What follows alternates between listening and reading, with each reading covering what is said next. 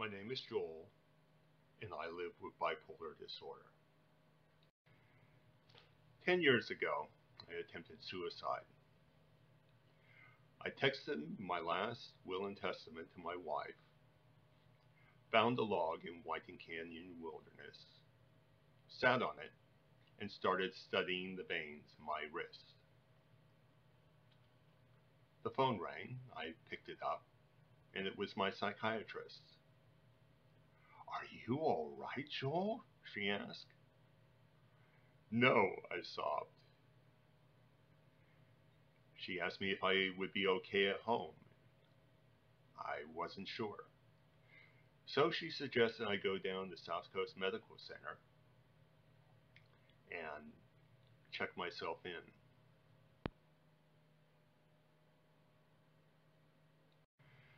When I got there, they took me into the emergency room, checked my blood pressure, checked my lungs, did an x-ray of my chest because I was breathing hard, and then asked me the usual round of questions about whether I felt suicidal, if I had a plan, etc. I told them what had happened, and they took me to the behavioral health unit. There, they assigned me a room, and I sat down on it, thinking for a moment, then realized I needed to take my meds. It was nearly time to take my metformin for my diabetes. So I got up, went to the nurse's station, and said, "I am diabetic!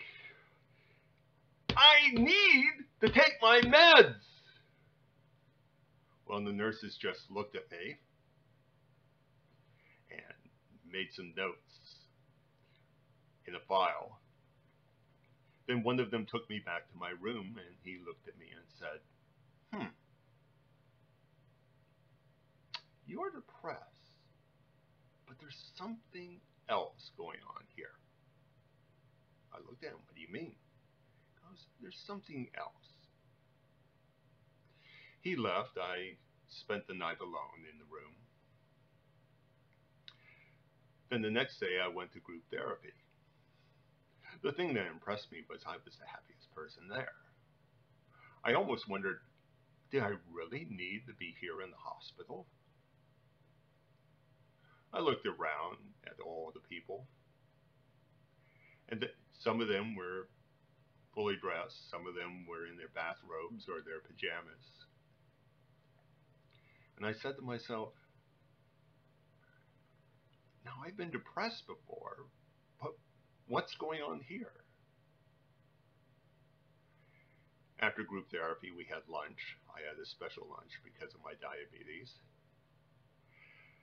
And then they let us wander the halls. Well, the thing you did at South Coast Medical Center, as it was called then, it's called Mission Laguna Beach these days, was you walked the halls. And they had this nice hallway that went in the circle, and you could go round and round it. When you got bored, you could go down one or two straight hallways. It was almost shaped like an electrical plug. And so I was doing this when one of the nurses gestured to me and led me to a small room with a pair of chairs and a table, sat me down and said, "Wait here." After a few minutes, a man came in, and he was looking at my file, scratching his beard, and he sat down, looked at me, and said, "Has anyone ever told you you might be bipolar?" Well, I just looked at him. I just stared for a moment and finally said, "No." He said, "Well, I think you might be."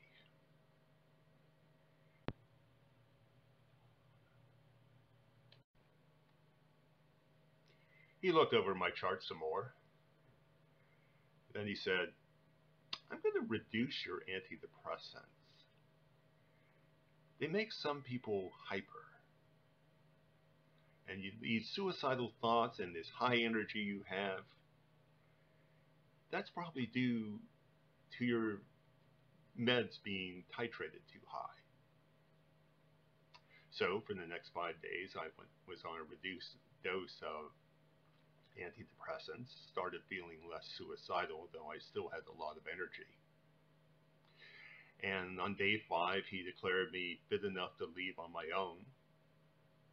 And so I did.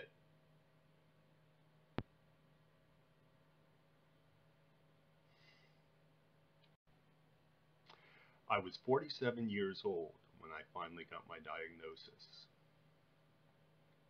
You're probably asking, how did I fly under the radar for so long? My wife had dropped hints. Friends used to ask me if I was on drugs, and I was stone cold sober. And people sometimes even walked me out of a room and walked me into a room where I could be by myself and calm down. It seemed obvious to everyone around me except for me. How did I keep it from my psychiatrist? Well, I lied. I didn't tell them about my symptoms, and I hid them when I went into the office. 3 psychiatrists, and not one got a clue until this incident. So I don't blame them. They were doing their job as well as they can. Any doctor out there needs you to be fully honest. And fully honest, I wasn't. So many years later, I'm on several meds. I've gotten stabilized. And I've stuck to one promise that I have made to myself, that I would never go back to the hospital.